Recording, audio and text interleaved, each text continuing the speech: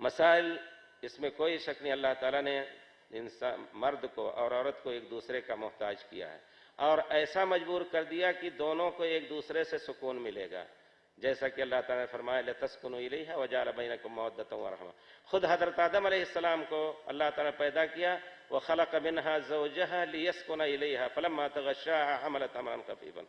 حضرت آدم علیہ السلام وحشت محسوس کر رہے تھے، دنیا کی پوری نعمتیں، جو کچھ دنیا سے بڑھ کر کے جنت کی جتنی نعمتیں ہو سکتی تھی اس سے لطف اندوز ہو رہے تھے، لیکن کمی رہ گئی تھی جو فطرت کی ایک چیز ہے اس کی تکمیل کے لیے، اس وجہ سے اس کے سکون کے لیے اللہ تعالیٰ نے حضرت حوا کو پیدا کیا۔ سبحان اللہ۔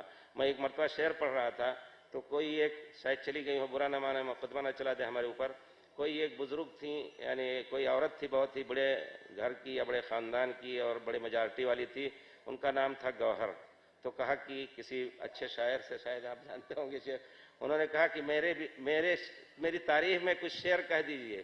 تو انہوں نے جو شعر کہا تو یہ لفظ ادا کیا، کہتے ہیں کہ کون خوشحال ہے اس دنیا میں گوہر کے سوا، سب کچھ اللہ نے دے رکھا ہے شوہر کے سوا۔ تو یقیناً شوہر کی نعمت یا شوہر اور بیوی کی نعمت دنیا کی ایسی ہے، نہ آدم کو چین آیا جنت میں اور نہ عورت کو چین آ سکتا ہے دنیا میں، جب تک ایک دوسرے کے ساتھ مل کر کے نہ رہیں۔ اور یہ زندگی سکون اور اطمینان کی کب ہوگی؟ جب ایک دوسرے کا درد کا ہم احساس کریں۔ یقیناً اللہ تعالیٰ نے ہر میاں اور بیوی میں سے ہر ایک کو اللہ تعالیٰ نے ان کے الگ راستے بتائے ہیں کام کے، اور انہی دونوں کے تعاون سے انشاءاللہ یہ دنیا جنت نشاں بن سکتی۔ ایک غریب آدمی نیک بیوی پا کر کے، آدھا پیٹ کھا کر کے، اچھے اخلاق کی بیوی کو پا کر کے اطمینان کی نیند سو سکتا ہے یقیناً، لیکن ایک شخص ہزاروں کا مالک ہو، سونا تو کھایا نہیں جا سکتا ہے، ہزاروں کلو سونا اس کے پاس ہو، لیکن وہ اس وقت سعادت بیت یا منزل کی سعادت، گھر کی سعادت نہیں پا سکتا ہے جب تک بیوی اس کی راضی نہ ہو اور وہ بیوی سے راضی نہ ہو۔ یہ ہے پیارے رسول صلی اللہ تعالیٰ نے جو پیارے رسول کو تعلیم دی، اور پیارے رسول نے ہم سب کو تعلیم دی کہ اسی طرح ہونا ہے۔ یہی مقصد اللہ تعالیٰ کا، جعل بینکم مودۃ ورحمہ، ایک دوسرے کے ساتھ ایسی مودت ہو جائے، محبت کہ دونوں کو ایک دوسرے کے لیے بے چینی ہو۔ ورحمہ، دیکھیے یہ لفظ بڑا عجیب ہے، ایک دوسرے پر رحم کرو۔ اگر شوہر پک کر کے زندگی کے جھمیلوں میں گزار کر کے دن بھر کہیں گیا تھا سر مار کر کے روزی کمانے کے لیے، تو بیوی کو اس پر رحم کرنا چاہیے۔ گھر میں آتے ہی ہزار تکالیف میں رہ کر کے اگر وہ ہنس مکھ کر شوہر کا استقبال کر لے، تمام اس کے الم و رنج اور جتنے جھمیلے ہیں سب الحمدللہ رفع ہو جائیں گے اور رفع ہو جائیں گے، اس میں کوئی شک نہیں۔ اسی طرح ایک دوسرے پر رحمت، آپ جانتے ہیں 4 بچوں کو چھوڑ کے گئے، مجھے یاد ہے اچھی طرح کہ کبھی کبھی اللہ تعالی ہم سب کو اچھا رکھے، اللہ کا شکر ہے، تحدث بنعمت اللہ کر رہا ہوں، ایسے موقع پر کرنا جائز ہے کہ ہم سب کی شادی ہوئی ہے، 38 سال ہو رہے ہیں، لیکن انشاءاللہ آدھے گھنٹے کے لیے بھی دونوں میں اختلاف نہیں ہوا، اللہ کا شکر ہے۔ یہ نہیں یاد آ رہا ہے کبھی کہ آدھے گھنٹے بھی ہم ایک دوسرے سے روٹھے رہے ہوں، انشاءاللہ۔ کیوں؟ ایک دوسرے کا غم ایک دوسرے کو جانتا رہا ہے۔ تو آپ سوچیں کہ بچوں میں ہم کبھی وہ بیمار ہو جائیں تو بچوں کو بہلانے کا مکلف ہمیں ہونا پڑے، بچوں کو کھلانے پلانے کا، تو 1 گھنٹہ بھی صبر نہیں کر سکتے۔ وہ بیچاری صبح سے لے کر کے ظہر تک آ پائے یا شام تک آئے، انہی بچوں کے جھمیلوں میں اور گھر کے کام کاج میں، گھر کی اصلاح میں، کھانا پکانے وغیرہ میں، وہ بھی تو پکی رہتی، وہ بھی تو تھکی رہتی ہے۔ شوہر کو چاہیے کہ شیر کی طرح نہ داخل ہو گھر میں، وہ بھی پیارے رسول صلی اللہ علیہ وسلم کی سیرت کی زندگی بڑی سعادت منزل سے گزرے گی کہ آ کر کے میاں بیوی کے پاس بیٹھے، بیوی کے درد و غم کو دیکھے۔ یہ ہے رحمت جو اللہ تعالیٰ نے رکھا ہے، یہی تقاضا ہے شادی کا۔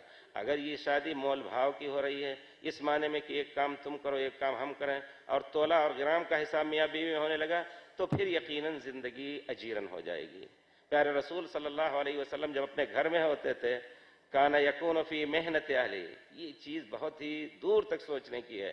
کتنا بڑا آدمی ہو جائے، پیارے رسول سے بڑا آدمی نہیں ہو سکتا ہے، کتنی بڑی عظمت کا مالک ہو، پیارے رسول سے بڑی عظمت کا مالک نہیں ہو سکتا ہے۔ حضرت عائشہ کہتی ہیں پیارے رسول جب گھر میں ہوتے تھے تو اپنے بیویوں کے کام میں ہوتے تھے، ہمارا کام کچھ اور، بیوی کا کام کچھ اور. بیوی کا کام گھر میں کیا ہے؟ یہاں تک کہ آپ جوتے بھی سل لیتے تھے، کپڑے بھی اپنے طور پر جہاں پھٹے ہوتے تھے اس کو سل لیتے تھے.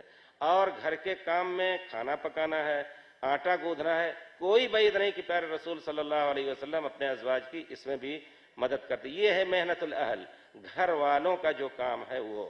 تو پیارے رسول کے اخلاق کو دیکھیں کہ ان کی جب مدد کر دیں گے آپ ایک ہی معمولی چیز میں. مجھے یاد آتا ہے کہ والدہ جب ہم مدینے سے پڑھ کے جاتے تھے، والدہ اللہم اغفر لہا ورحمہا کھانا پکاتی تھی تو ضرورت پڑتی تھی کبھی لکڑی لانے کی، ہم لوگوں کے یہاں دوسری جگہ لکڑی وغیرہ جو ہے یا اوپلا رہتا تھا، میں دوڑ کے اٹھا لاتا تھا. کتنی دعا دیتی تھی سبحان اللہ، دل ٹھنڈا ہو جاتا ہے. ایک بیوی بھی جب اگر آپ اس طرح کریں گے تو ان کا دل آپ کے لیے ٹھنڈا ہو جائے گا. اور پھر خدا نہ خواستہ آپ کو کوئی تکلیف ہوئی تو ہزاروں آنسو بہا کر کے اللہ سے انشاءاللہ اس مصیبت کی دور کرنے کے لیے انشاءاللہ اللہ سے التجا کریں گی. لیکن جو شوہر شیر کی طرح گھر میں داخل ہوتا ہے، بہت سے لوگ یقیناً گھروں میں سخت اور ڈانٹ ڈپٹ کے علاوہ اور کوئی زبان نہیں جانتے ہیں. بچے بیچارے سہم جاتے ہیں اور وہ ان کے لیے رحمت اور مودت پیش کرنے کے بجائے عذاب کا سبب بن جاتے ہیں. تو ایسے لوگوں کی قربت بھی مکروہ ہو جاتی ہے. لوگ ابھی بھی سوچ سکتی باہر ہی گزارتے تو اچھا رہتا. اس وجہ سے ہمیں چاہیے کہ پیارے رسول صلی اللہ علیہ وسلم کے اسوہ حسنہ پر عمل کرتے ہوئے ایک دوسرے کے حقوق کو ادا کریں. دوسری بات یہ بھی، یہ حق ہے، حق.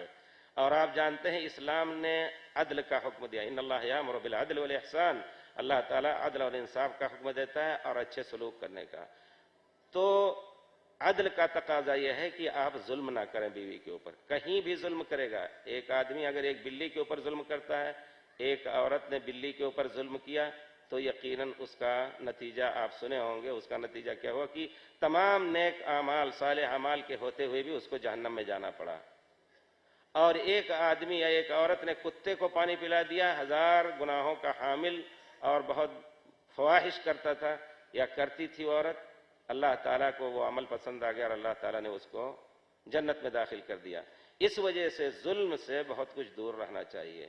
یہ ظلم ہے یقیناً. اگر ناحق میاں بیوی پر ناراضگی کر رہا ہے تو یہ بھی اس کے حق کو لے رہا ہے. حق یہ ہے کہ اس کے ساتھ تم خوشی خوشی ملو، جیسے کہ پیارے رسول صلی اللہ علیہ وسلم ملا کرتے تھے. آپ کی عام عادت ہوا کرتی تھی عام لوگوں کے لیے. حضرت جریر بن عبداللہ البجری کہتے ہیں کہ پیارے رسول جب سے میں مسلمان ہوا، پیارے رسول نے مجھ سے پردہ نہیں کیا کہ نہیں ذرا سا رک جاؤ ہم آتے ہیں، یا کل آنا پرسوں آنا. ہماری ضرورت کو پوری کی. وَمَا رَآنِي إِلَّا تَبَسَّمَ صلی اللہ علیہ وسلم. جب بھی دیکھا آپ نے مجھے تو آپ نے مسکرا دیا. تو یہ عام اخلاق تھے آپ کے پیارے رسول صلی اللہ علیہ وسلم کے عام لوگوں کے ساتھ. تو کیا جو اقرب الاقارب ہیں، الاقربون اولی بالمعروف، بیوی ہیں، بچے ہیں، وہ اس معروف یعنی خوش خلقی سے ملنے، ہنس مکھ کر کے ملنے کے زیادہ حقدار ہیں. اگر ہم نے ان کو اس چیز سے بھی محروم کیا تو یقیناً ہم اللہ تعالیٰ کے یہاں پوچھے جا سکتے ہیں.